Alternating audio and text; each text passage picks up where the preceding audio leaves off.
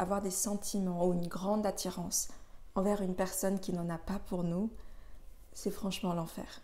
Il y a des personnes à qui c'est arrivé peut-être une fois et il y en a d'autres pour qui c'est un schéma qui se répète. Si tu regardes l'historique de ta vie relationnelle avec le sexe opposé, combien de fois as-tu jeté ton dévolu sur une personne qui ne ressentait pas ce que toi tu ressentais pour elle? Ou combien de fois as-tu jeté ton dévolu sur une personne qui était bien volontiers avec toi, mais en fait dans la relation tu ne faisais que t'adapter à la quantité de miettes que cette personne voulait bien laisser tomber de la table?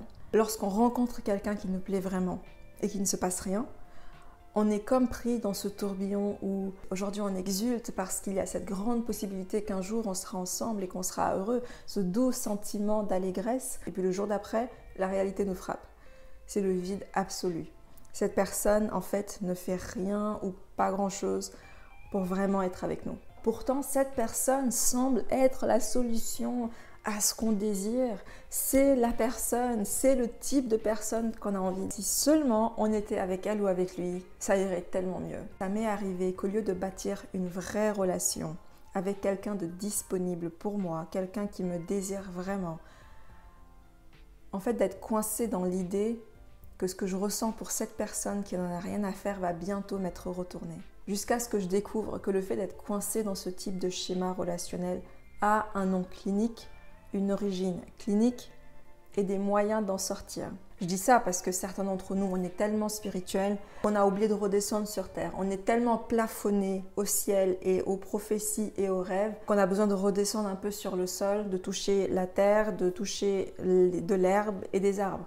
Ouvrir nos yeux pour décortiquer ce qui est en train de se passer dans le concret, dans le naturel et dans la réalité avec ce garçon ou cette fille. Parce que tu attends que Dieu comprenne par tes multiples prières et jeûnes que c'est cette personne que tu veux, pendant que Dieu attend que tu comprennes par tes multiples prières et jeûnes que ce n'est pas cette personne que tu veux vraiment. Devine qui va gagner ce match. L'idée qu'il faut absolument que tu sois avec cette personne s'appelle la limerence. On est dans un état de limerence lorsqu'on développe des sentiments romantiques et sexuels envers une personne et que ces sentiments génèrent des pensées obsessionnelles. On a comme un espèce de disque rayé dans la tête. Parfois c'est quelqu'un qu'on ne connaît pas vraiment mais qu'on voit assez régulièrement. Et parfois c'est quelqu'un avec qui on a une relation dans le passé, comme un ex par exemple. La différence entre le désir naturel de vouloir être avec quelqu'un qui nous plaît et la limerence, c'est que lorsqu'on est en état de limerence, on est plus attaché à l'idée de la personne qu'à la personne elle-même. Deuxièmement, dès le début, on prend des décisions qui nous font du tort. C'est-à-dire qu'on est prêt à s'abandonner soi-même et à trahir nos désirs profonds pour que l'autre veuille bien nous aimer. On s'adapte complètement à ce que l'autre veut bien nous donner. Troisièmement, on n'attend qu'une chose, c'est que l'autre développe le même désir à notre égard. Malheureusement, on peut passer de nombreuses années reclus dans l'idée fantasmée qu'un jour, enfin, on sera ensemble. Et ça, c'est tragique parce que ça nous bloque pour trouver le véritable amour parce que ces fantômes occupent constamment nos pensées. J'ai trouvé dans la Bible 2 cas de limerence / amour non réciproque. Le premier cas, c'est celui de Samson. Je trouve l'histoire sulfureuse de Samson et Dalila extrêmement importante, déjà d'un point de vue purement biblique, pour tout ce que ça implique, mais ça nous apprend aussi quelque chose de ce qu'est une relation déséquilibrée entre deux personnes. Samson, c'est cet homme incroyablement fort que Dieu a choisi pour être quelqu'un d'influent dans son pays, quelqu'un d'estimé dans sa communauté.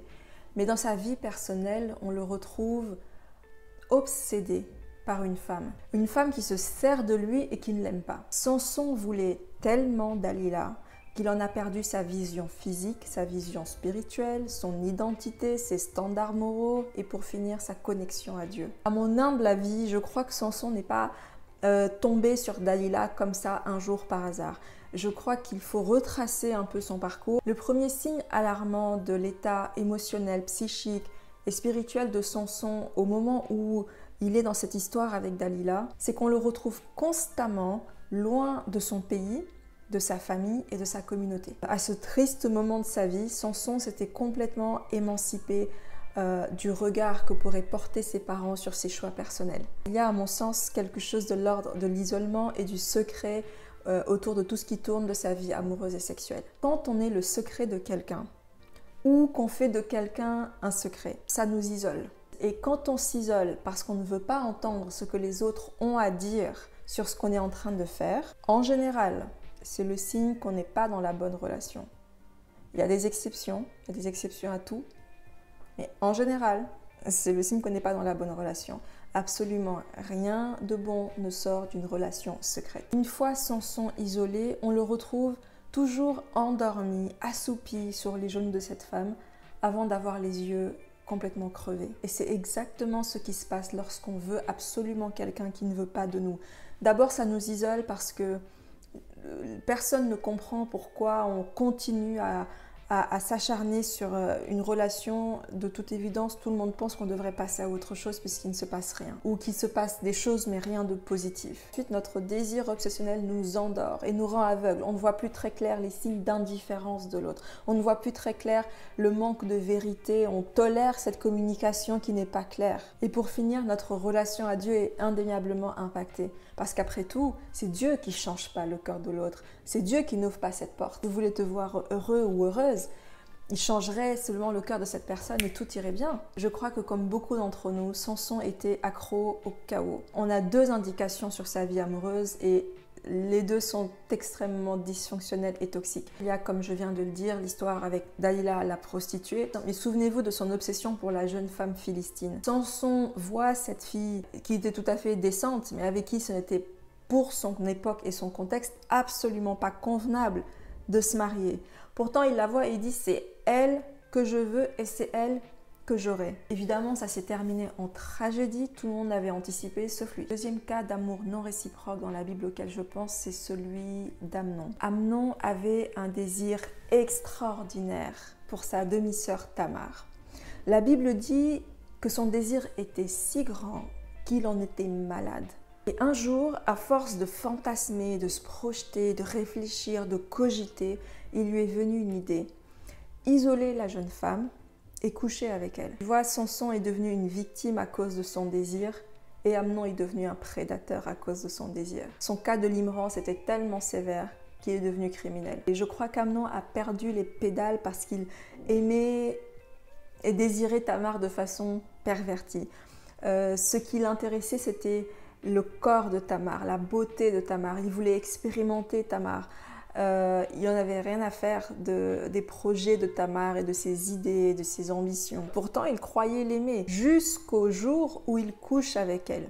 Bien sûr, il l'a violée. Avant de coucher avec Tamar, Tamar était une idée et une fois qu'il a couché avec elle, elle est devenue réelle. Et une fois réelle, il l'a profondément méprisée. Combien de femmes dans cette génération se sont vues draguer toute la soirée, etc. Et une fois que tu as couché avec le mec, le lendemain matin, tu sens qu'il n'a qu'une envie, c'est que tu partes.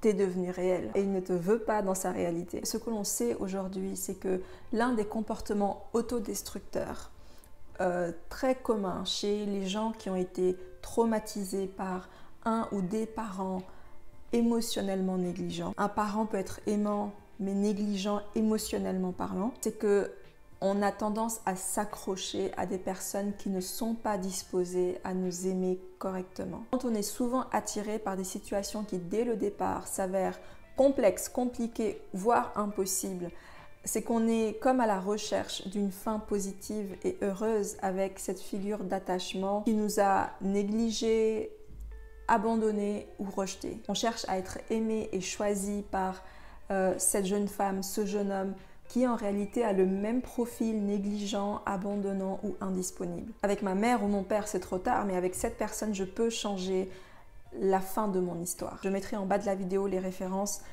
des recherches qui ont été faites sur le sujet de l'attachement. Mais c'est tellement important de savoir ça pour bien discerner lorsqu'il s'agit du sexe opposé. Est-ce que c'est Dieu que tu entends ou est-ce que ce sont les voix de tes blessures d'enfance? On ne sait pas grand-chose de Manoah et de sa femme, les parents de Samson. Par contre, on sait quelques trucs sur le père d'Amnon. David était et est toujours un géant en ce qui concerne les choses de la foi et son amour pour Dieu, mais en tant que père, il a été un exemple absolument lamentable pour ses fils, surtout dans son rapport avec les femmes. On se souvient de son adultère avec Bathsheba et du meurtre du mari de cette dernière. David qui exige que la fille de Saül lui soit rendue alors qu'elle était déjà remariée et avait fondé une famille. sans parler de la façon catastrophique dont il a géré le viol de Tamar. Et Amnon a été témoin de toutes ces choses. Je ne rentrerai même pas dans le sujet de la dizaine de concubines qu'il a laissées dans le palais se faire violer par Absalom. De toute évidence, Amnon avait un père qui aimait profondément ses enfants, mais qui était absent de par le fait qu'il était roi, négligent. Lui-même probablement avait une relation très complexe avec son père Jessé qui n'avait pas daigné l'inviter lorsque Samuel avait demandé à Jessé de faire venir tous ses fils. Voilà. Je reviendrai sur ce truc sur une autre vidéo. Quels sont les signes que ce n'est pas Dieu qui t'a parlé, qui t'a dit que cette personne est pour toi? Quels sont les signes que tu dois lâcher l'affaire et envisager une autre personne et passer à autre chose? Premièrement, si en ce moment même, ton désir, ton attirance et tes sentiments pour cet individu causent plus de douleur que de joie. Deuxième indication qui est un signe alarmant, c'est quand on en arrive à broder une histoire, une narration à partir de très peu d'informations. Le dernier souvenir, ce qu'il avait écrit, ce qu'elle avait dit, ce qu'elle a posté, ce qu'il avait envoyé. On cherche des signes que cette personne est sur le chemin pour avoir les mêmes sentiments que nous. Troisième indication qu'il y a un vrai problème, c'est quand on a des pensées magiques. Les pensées magiques, ça touche les croyants comme les non-croyants. C'est toutes les superstitions derrière lesquelles on se barricade pour que le cerveau puisse rester dans un état permanent de fantasme. L'idée que cette personne est mon âme sœur, il n'y a personne d'autre sur la terre avec laquelle je pourrais être. Dieu ou l'univers ou Mère Nature a créé cette personne pour moi. Alors que dans le concret et dans le réel, il y a un tas d'autres personnes sur la Terre. On est 8 milliards, d'accord? On est 8 milliards. Un tas d'autres personnes pourraient complètement coller à ton profil émotionnel, à tes préférences physiques et à tes standards moraux. Des signes, des rêves, des prophéties, mais jamais rien ne se matérialise dans le concret. La quatrième indication comme quoi tu n'es pas guidé par l'amour, mais par ta dysfonctionnalité, c'est lorsque tu te retrouves en train de surveiller cette personne sur les réseaux sociaux, quand tu traînes autour du quartier de cette personne, pour aucune raison, quand tu tournes autour de son lieu de travail, de son campus, pour rien. Maintenant, disons que tu es une jeune femme qui n'a pas du tout sombré dans la folie, mais tu es très attirée par un jeune homme et tu n'arrives pas tout à fait à savoir si c'est réciproque, si tu lui plais aussi, pourquoi il n'a pas l'air de faire grand-chose, ou vous regardez, tu sens un truc mais il n'y a rien qui avance. Je reçois beaucoup de mails dans ce sens et si je peux apporter une réponse synthétique, c'est celle-là. S'il y a un jeune homme qui t'a vu plusieurs fois,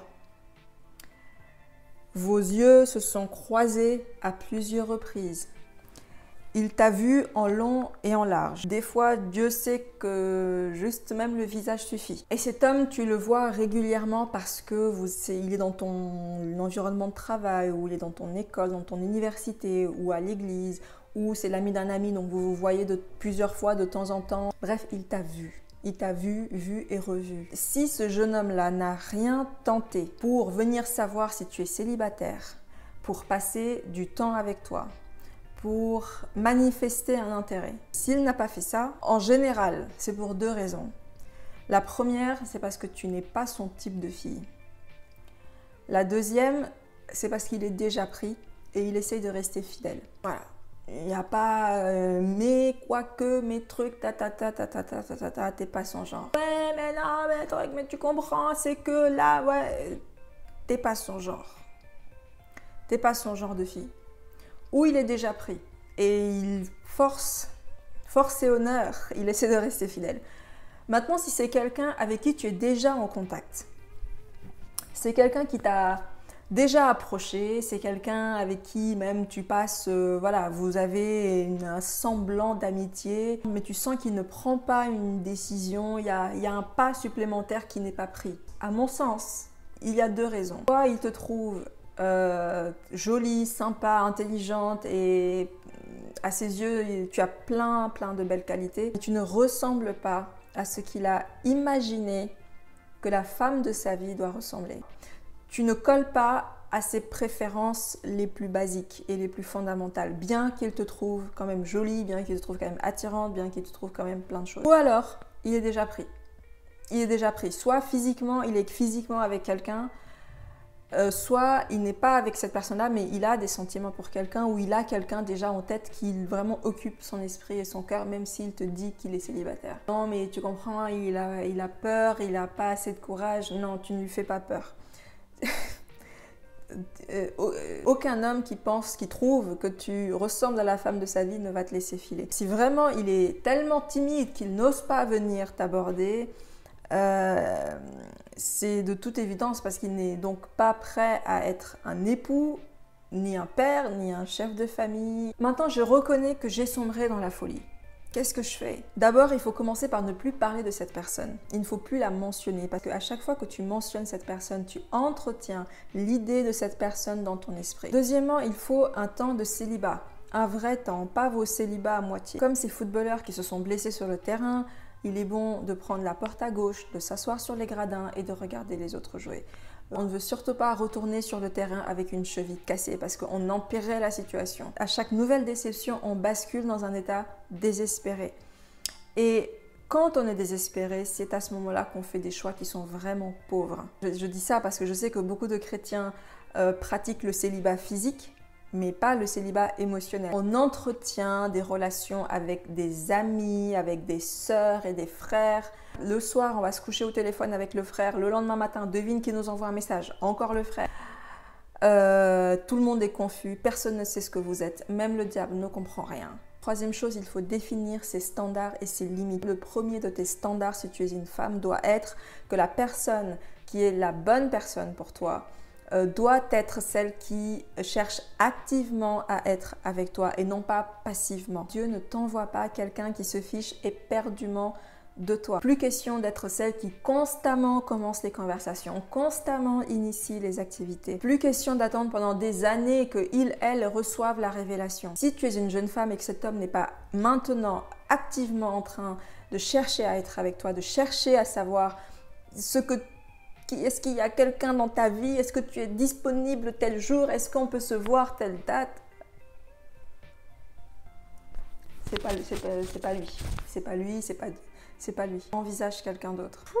C'était la vidéo la plus dure, je crois que j'ai à tourner. Ça fait 1 mois que je dois la faire et que je traîne parce que c'est des choses qui sont dur à dire, dur à entendre, mais je tenais à exprimer à quelqu'un le fait que lorsque c'est de Dieu, quoi que ce soit une chose, une personne, etc., lorsque c'est de Dieu, ce n'est pas confus, ce n'est pas compliqué, ce n'est pas une équation de mathématiques, tu n'as pas besoin de devenir inspecteur Colombo, c'est clair et c'est facile et ça arrive et c'est fluide et ça coule de source. Tu es la seule personne responsable de toi.